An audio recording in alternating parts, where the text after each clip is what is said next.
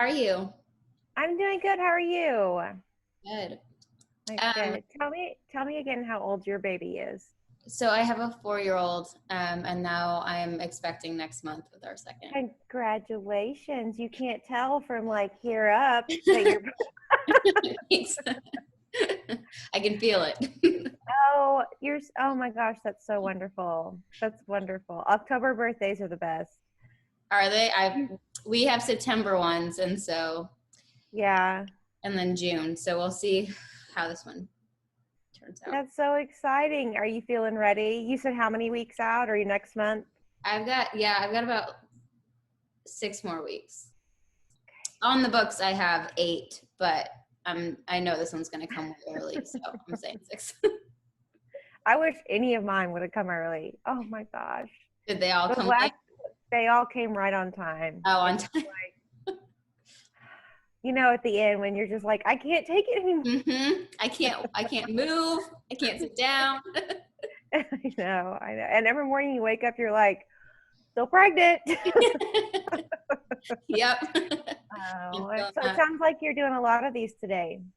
Yeah, so I had one, but her kiddo was sick. Her kiddos were sick, and so she completely just based on it. So we're rescheduling that one. But yeah, total of 5, I think this for the week. So So how long ago? So what kind of made you decide to go to a nonprofit?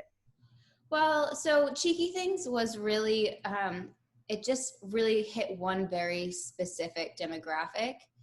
And with the nonprofit, we can just reach so many more people and help so many more people that and it kind of takes away from like being so focused on money. You know what I mean? Having a nonprofit really keeps me from having to like really worry about um I'm not worried about that, like a family being able to afford it, because it's our goal is to help families who can't afford diapers, and so it's so much better. um I really, yeah, it's a Good, good change.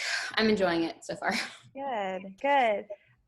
So do you provide pickup service, laundry service? Like, kind of what does it involve? Yeah, I've so never known. so we have a diaper assistance, and then we've got diaper rentals, and then they both funnel into a diaper service.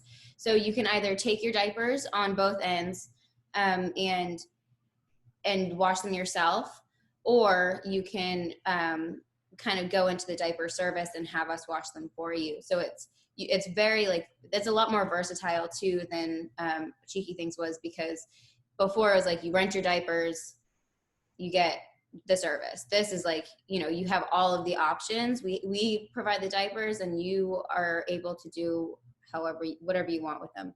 And then the diaper service is a free to sliding scale fee. And so if you can't Right. afford $10 a week, $20 a week, then you provide income, and we will work with you. We've got like a chart that we base everything off of. So Nice. So is yeah. it just you, or do you have some employees? Kind of how is this structured? Yeah, so it's me right now, and then volunteers. We're building our board and our committees right now. So they are the support that I have right now with just them is amazing. I mean, I would not be able to do any of this without them. So it's been really helpful. But we're doing this fundraiser too, so that's hopefully going to help as well. We're running out of diapers, so Um, hopefully this and fundraiser will help bring some in. my name is Natalie Mallory, and I'm the owner operator of Full Sun Composting. And can you explain that a little bit? Full sun composting. What is that? What do you do? Who do you serve? Sure. So Full Sun Composting, our mission is to keep food scraps out of the trash. So we provide pickup service to restaurants and residents. We compost those food scraps, and then we have compost available in bulk and in bags. So, how did you get started with it? Like, So how did you get into taking people's food scraps? yeah, I mean, when you talk to anybody and at restaurants too, they just don't like to see food thrown away. And it happens to the best of us. You buy vegetables with good intentions, Right. and then they sit there and then nothing happens. And you just, it's just, there's a lot of resources that went into producing that food. And no one likes to throw away food. And so it's like, what can we do about this? I did grow up in an agricultural family, and my professionally, I'm a registered dietitian. So I really do care about having high quality food and making it available. So, and I've always composted myself. And a few years ago, I just had this thought, of just restaurants that they don't really have an option. They can't compost in their backyards, they Mhm. don't have any option of what to do with their food scraps. So that's really where we started, was with restaurants. We launched in 2017 with the Community Food Bank, and they were giving us maybe 1,200 pounds to 1,000 pounds of food scraps a week. Holy cow. And yeah, and we started in our backyard because we'd gone to some training. We wanted to be sure we knew what we were doing Uh-huh. on a larger scale. Um, it's very consistent and concise, and it's kind of like a manufacturing process, really. So I would hand chop all those food scraps every week, and I know it's nuts, but it got us to where we are today. Yeah. Um, and I don't hand chop anymore. We have a grinder, but yeah, that's how we got started. That's so funny. When Cheeky Things first started, it was just a retail, and then I switched to the diaper service, and I had no idea what I was doing, but I had this in my head that like this is why people don't cloth diapers, because they don't want to deal with Mm-hmm. the mess, right? And Mm-hmm. so I was like adamant I was going to take the mess off of people's hands. And so for the first year, I was I was dunking the poop into the toilet and doing all of that nasty. I mean, other people's I poop, get it. I totally but get it. you do it because you're like, I You believe do in this, it. I know. and It's then you like just cross your fingers that it at one day will end. You know? and it's like, and the kids, we were talking about it the other day, and they were just kind of like, remember, Mom, when you used to spend all day Saturday in the garage chopping? Yeah. And at one point I thought, and I'm really good at chopping stuff. Like, it is perfectly uniform, but I've had so much practice, but but you do those things because you have this vision, and that's how you get there. Yep, absolutely. Okay, so tell me why what you do, composting, is so important, to the environment, to the community, things like that. You kind of touched on that with the restaurants, but on a grand scale, why is it so important to compost? So I like to tell people, the process of composting, keeping food scraps out of the landfill or the incinerator, there are environmental benefits to doing that. Mm-hmm. And there's also environmental benefits to land applying or utilizing compost. So there's kind of almost two sets of benefits. So keeping food scraps out of the landfill, it helps to retain all those nutrients in the food. It helps to retain the resources that went into growing and producing that food. It helps to keep those in the food cycle. I just delivered compost to a vegetable producer this morning, and she sells at the farmer's market. And she described how she was telling a customer, I just saw you drop off your food scraps into the full sun bin, and I am growing the vegetables I'm selling to you right now were grown in full sun compost. So it absolutely, in that realm, Full kind of circle. came full Yeah. circle. So, you're not losing all those nutrients that we're going to have a lot more people to feed in the future. Mm-hmm. So it's really important to keep those nutrients in the food cycle, but also, on the compost side, to have healthy soil. Are you married? You're married, right? Your husband helps you, I doesn't he? am married, yes, and we are partners in this. We've had employees from time to time, but really, it's the two of us. And We've got Go ahead. go ahead. We've got three kiddos, Okay. 14, 12, and 9, Okay. and they only will help us out with it if they're going to get paid. I was about to And ask, that was going to be my next question. Do you kind of employ them to get your things done? Man. yeah, and sometimes we pay them in food, sometimes we pay them in, but one of them, the seventh grader, wanted we were like, how much do you think you should get paid an hour? And he thought that $60 an hour sounded about right. Oh my So we had to bring down his expectation. Like, how about $7.25? How about minimum wage? Could you imagine if he went to like a first employer, like his first interview, claiming $60 an hour was good? I was like, also, you have a 6th grade education, so I know what I'm working with. Absolutely. uh, So are they doing virtual school, or are they in school right now? they have gone back to school, Cool. and we're in Union District. That just, I can see they were just kind of like, I have to go. I have to get out of here. Yeah. Our 14-year-old kind of had a breakdown one day, and we didn't know how much it was getting to him, but he basically said, I've been with you people for 5 months. I can I relate to can't. that. I can relate I'm to out. that. So, That's great. And my son was with me for a while during quarantine. A lot of it, his school was open, but I just didn't feel comfortable because we didn't really know how everything was going. And it was hard to run a business and also be a parent, like a present parent, and not just shove them in front of the TV 24/7 so you can get your work done. It was an extra level of difficulty, and I was like I was just always an hour late to everything because I just couldn't get my life together. So it's unless you can afford a nanny to take them off your hands. I mean, it is impossible really I would say, to do even another year of that. Just crazy. Yeah, my husband's been working from home, and so that kind of helped with him just being here when the kids get home from school, Yeah. And it's not so much now, but when I was working, I worked at the Tulsa Health Department up until February of this year. Okay.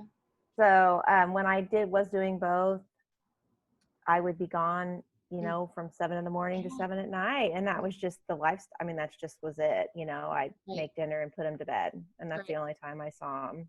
Right. That's And just, what did you do with the Tulsa Health Department? I was a wellness dietitian, so I helped support their employee wellness program, and it was only part-time. Cool. Very cool. Mm-hmm. Do you have any hobbies aside from chopping food and I composting? used to. Um, yeah, there's less and less time for that, but I need to get back into my hobbies. I do love to craft and I love to garden. And I used to really like to run. Me too, and that seems to be on the back burner I now. loved it, and I know. Yeah, I feel you. That it's like the first thing to go. I'm right there with you.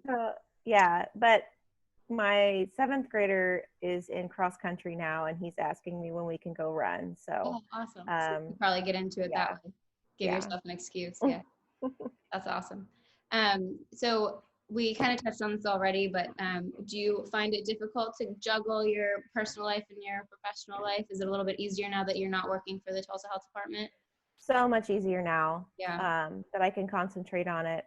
Mm-hmm. And um, yeah, it's so much easier now.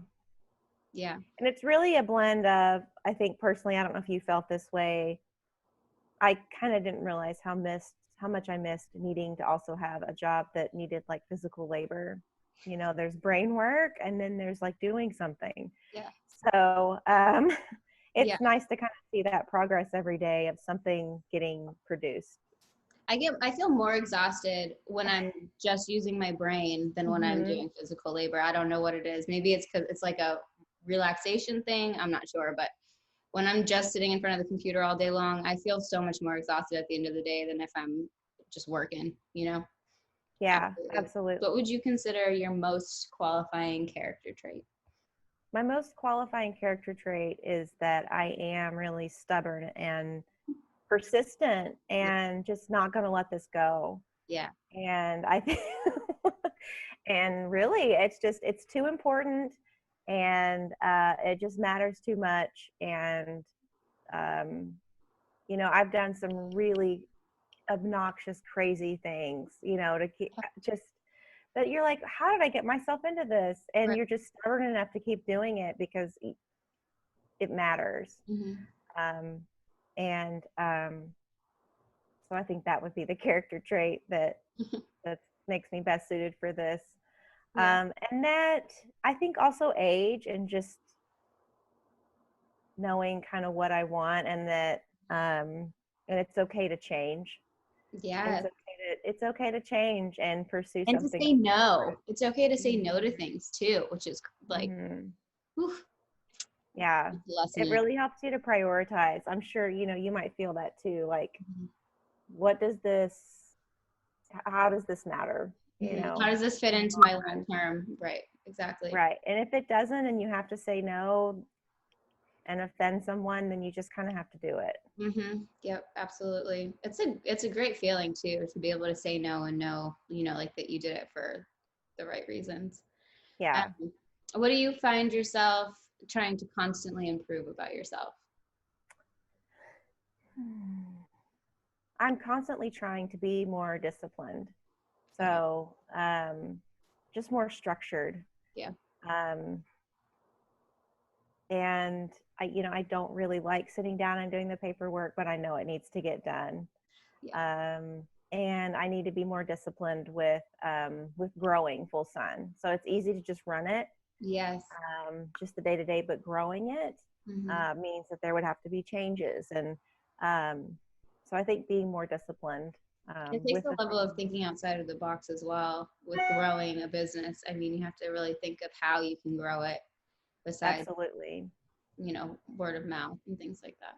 And I'm not sure how many years you are in, um, but I think it's about this time. I mean, I hope that other people experience this with their businesses. Like, you're up and going, but then, constantly trying to scale up. Yeah. Um, hmm it really isn't good enough to just stay stagnant. You've got to scale up. So you serve both residential and commercial. Um, how many businesses, do you know offhand how many businesses you pick up for on a weekly basis? Yeah, I know for sure. I just counted up our residents. We have 70 residents that we pick up for. Um, and let's see. We only have a handful of restaurants now. We used to pick up for several churches that had feeding programs. hmm Some restaurants haven't come back online. Some businesses that we picked up in their break room or their cafeterias, people haven't come back to work in the building. Uh, Um, so we've really concentrated our efforts on residential because that's where people are now. yeah, absolutely. And also trying to think about how we can leverage um, kind of the scale. The process right now is looking at how can people do their own dropping off? Like, how can I not stop at 70 places every week?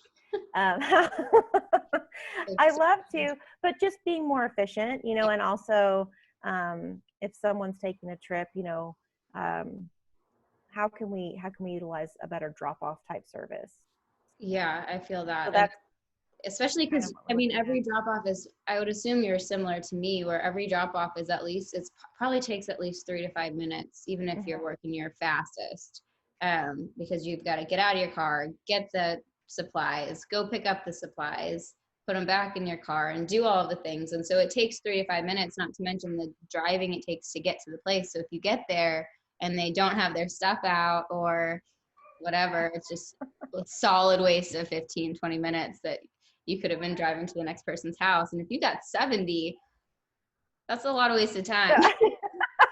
I feel you on that. I've got them into two groups, Mondays and Thursdays, Mhm. and I can do one group in 4 hours and one group in 3 hours. And then I just also think about the environmental impact, even though I'm doing an environmental business, um, like, I want to also pay attention to that with my own process Right, right, and not being wasteful. So, right. No, yeah, absolutely.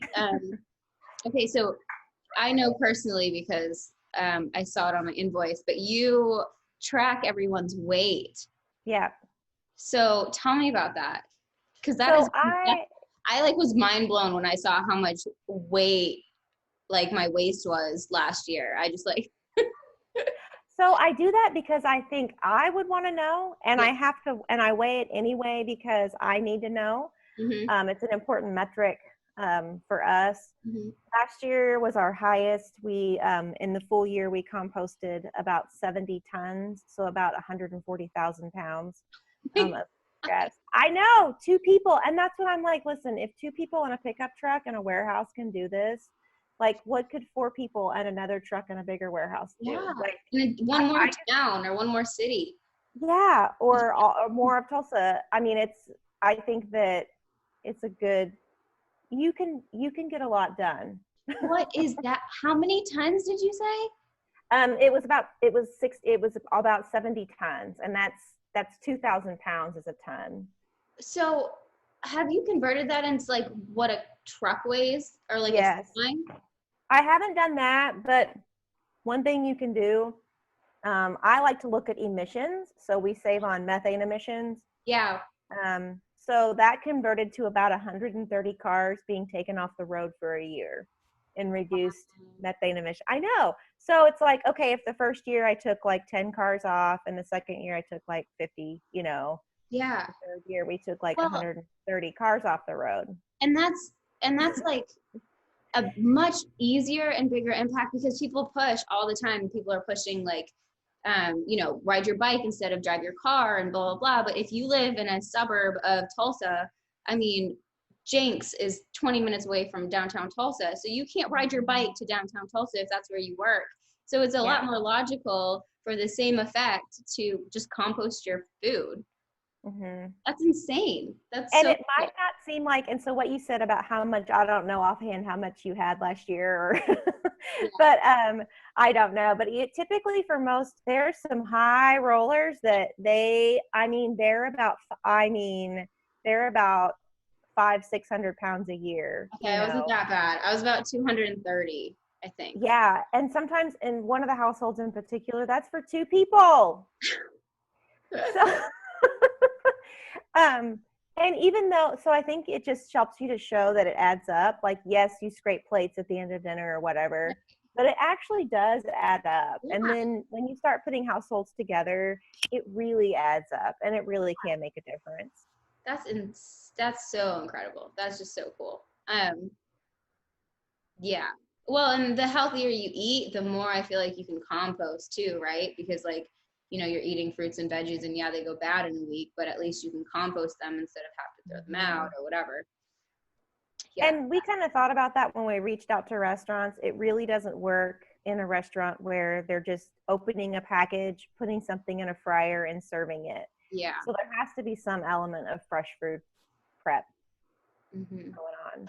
I feel like a couple of years ago, I emailed you asking if you would take compostable diapers, and you don't because it's a certain kind of compost, right? Mm-hmm. So what is that? Why is that different? And how does So that work? there's four levels of compost facilities. We're a level 2. So we take level 1 is yard waste, so um, leaves, branches, yard waste, grass. Level 2 is all of that plus food scraps. Level 3 goes to animal manures, everything plus animal manures, and level 4 is human waste. So yeah, it's just we're just not that we're not at that level yet. Yeah, that's a big jump to go from a 2 to a 4. Yeah. Okay. Um, Now, personally, I could take a diaper and put it in a pile and it would get to 160 degrees and it would kill everything and it would break down. A compostable one though, right? Because I feel like Yes. just the plastic ones would really mess up your whole. Oh no, yeah, no, I couldn't Yeah. put that in there. But yeah, a compostable diaper. Um, So part of why it gets that hot, or it needs to get that hot, is to kill pathogens. And then for us, it's also seeds because we're dealing with food scraps. So we don't want someone on the other end to grow something that they didn't plant. Right. Okay. Huh. So did you use personally compostable diapers or? No, I was thinking about maybe making it a part of a service, for people who Mhm. just don't want cloth diapers to be able to offer the compostable diapers and still offer a pickup. You know what I mean? Um, Yeah, I was really thinking that because I think that that would hit a lot of people who just like still are not sold on cloth diapers for whatever reason. Like right. grandma did it and hated it or whatever the reason is. And so I just thought it would be great. But I think you had said that like the only one that there is in Oklahoma is in Oklahoma City, and I wasn't about to drive a bag of diapers or a car full of diapers to Oklahoma City. Yeah, no. And I was not about to chop them up and put them in my backyard. So Yeah, the dogs would probably enjoy them before they composted. 100%, yeah, yeah. Uh, We are trying to compost our dog's no. poop though.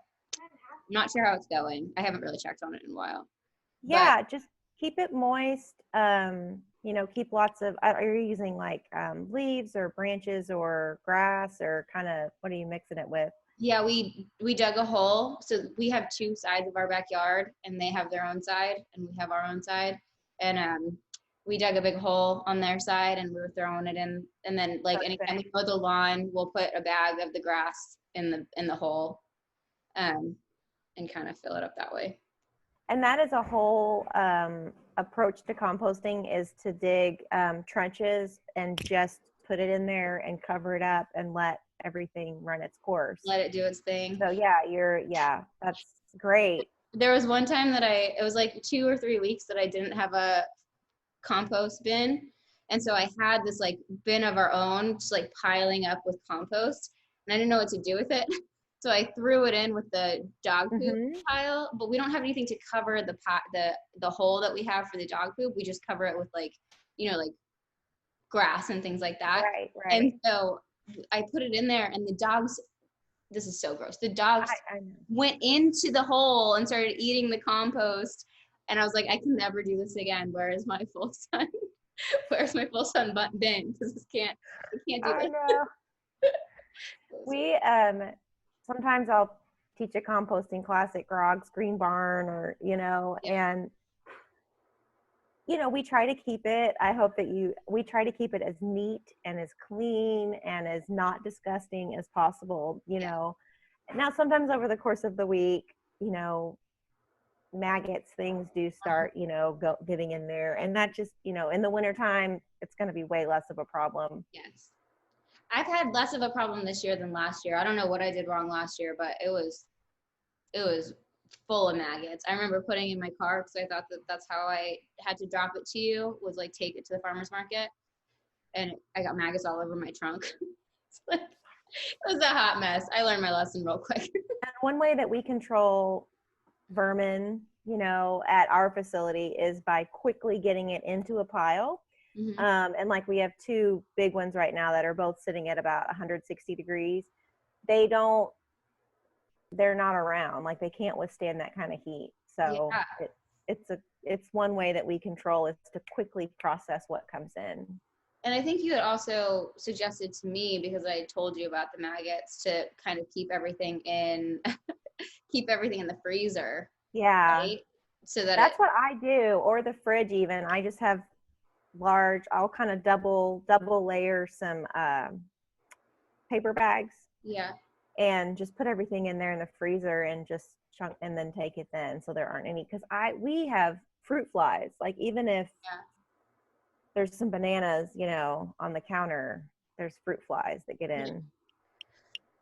But I put two like old yogurt containers in the freezer, like in the cup, the door, and so we'll put it Mm. in there, and then we'll clean out our fridge once a week, like right before you come pick up, and that's kind of been the routine. It's been really helpful Good, to keep all the good. So seeds out. when people drop off at the farmer's market, they have their plastic containers and things, and it's frozen usually. So Yeah, it's the way to do it. It's the way, it's great. It especially in is. Oklahoma.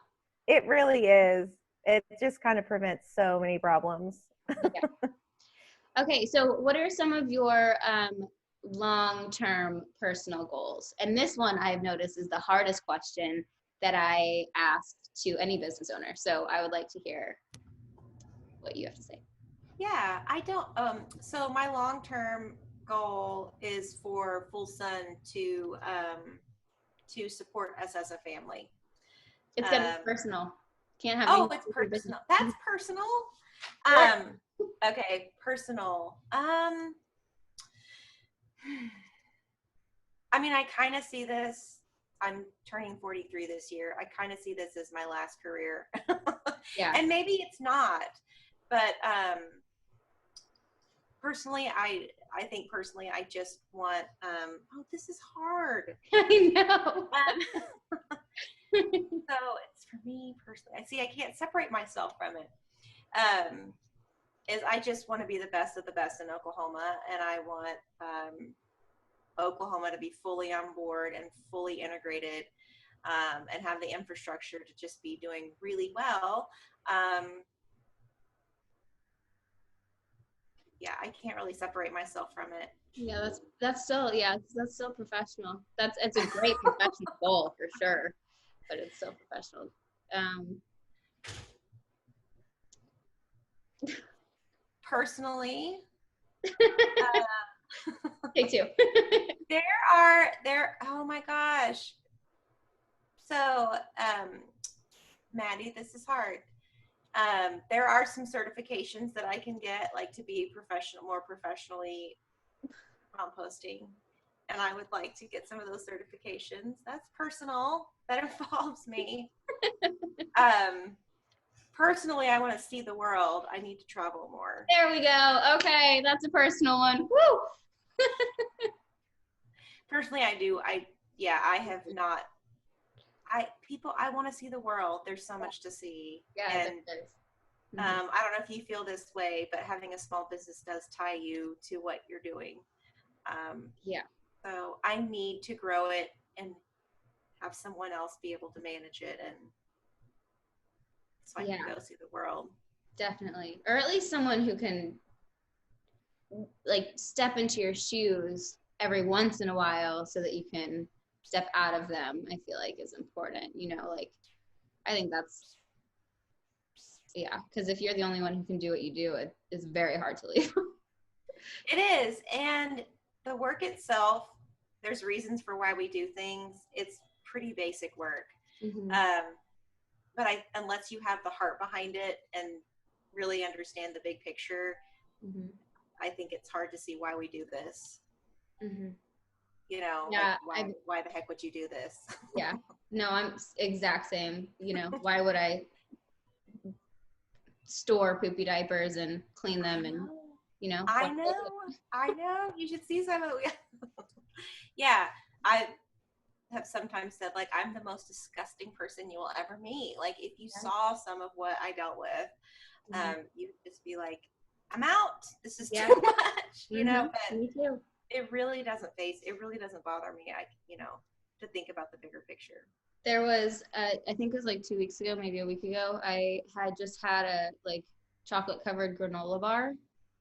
And then I went and I swapped laundry and I got back in my car and I was driving home and I like look and my dress has like these brown smudge marks, which is like the same spot that it would be if I like kind of bumped up against my washer. And I'm like looking and I'm like, I've got somewhere to be. Like, I can't change right now. What is this? And I completely had forgotten about my granola bar that I had just eaten. I was like, all right, is it poop or is it chocolate? And so I smelled it. The only way to know is to put your nose in it. And I smelled it and it was chocolate. So it was good. But it was my very first. I mean, I've had a child. I've changed his diapers. I've had this business for 3 years. And this is the first time this has ever happened. But I was just like mortified at first. When I first looked at it, I was like, what is that? So gross. So whenever we've been in the wintertime, we aren't in we don't have heat and air conditioning where we work. It's a big warehouse. Yeah. So in the wintertime, we pull shut the doors. I mean, it's cold. Yes, I feel you. So the aroma kind of stays with you more. And I was checking out at Aldi maybe a year or so ago, and the guy was so sweet. He's like, you might want to check your basket. It seems like maybe you got some produce that's turned. Oh no. And I was like, oh, I didn't think about it until, I'd like walked away, and I was like, nope, it's me. It's me. I smell like this. Yeah. It's me. I'm sorry. That's how my car is. I mean, if I feel like if I were to sit, there's sometimes that no matter if it's 100 degrees outside, I have to put my windows down because I just cannot. Yeah. I feel you. I hear ya. Like you said, there is a reason why we do what we do, and not everyone will understand, but hopefully they appreciate it, right? But I tell you, they do appreciate it. And I love when I get feedback from, like with that gardener today, she's like, my garlic was twice the size this year as it was last year, and, like, I can't believe that we in our household, over 200 pounds. So that keeps me going. Yeah. And also employees at the restaurants, when you're working at a restaurant, you really don't have any say in anything. You really don't, and so if they hated throwing away food and now they can compost it, they just love being able to say that. Yeah. Just being able to do that. Yeah, that's awesome. That's great. Do they do, last question, do they do well with kind of dividing up what can be composted and what can't be, or do you see yourself kind of doing a lot of separation yourself? We do some sorting, but contamination is our number one problem. Okay. So we are constantly providing feedback all the time and education. And we've tried to keep it super basic, like all foods except raw meat and bones, and BPI certified compostables.